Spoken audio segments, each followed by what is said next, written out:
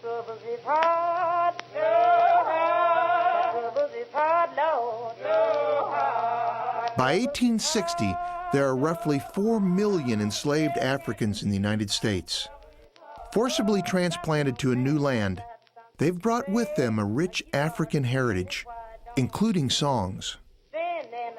Adapted to reflect the experiences of life of hard labor on plantations, these slave work songs, laments, and shouts of protest evolve into a new musical form, the spiritual. The spiritual will in turn become the wellspring for generations of musicians who will create the blues, gospel, jazz, and the protest songs of the 1960s. For everything. He had to sing about his condition.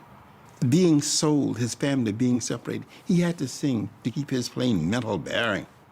He tells me that plantation owners often forced enslaved Africans to attend church to hear the message of Christianity, a message that missionaries carefully tailored to justify slavery.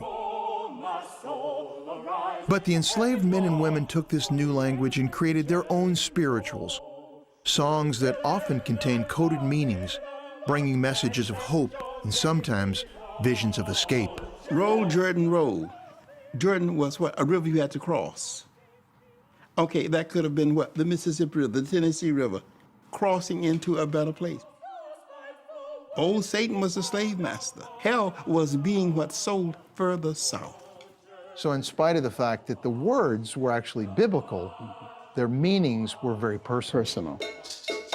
Dr. Norris explains that even though the words were from Christianity, these songs have their roots in Africa, where music was infused into every aspect of life. In the Americas, the enslaved Africans were forced to adapt. They weren't allowed to use instruments they brought with them. They took them from them. So what? They improvised with what? Hand clapping on the side of the horse. Improvised. I look at them and I marvel over how we got through all of this. But how we got through it all by what? Singing.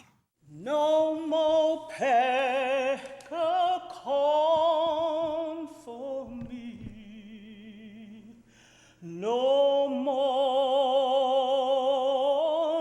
no more. And no more driver's lash for me. Many thousand go. Oh, liar, where was you when they called your name? It was the enslaved Africans' work songs that gradually evolved into the blues and formed the backbone of virtually every American music form created in the 20th century, including jazz, rock and roll, and hip-hop.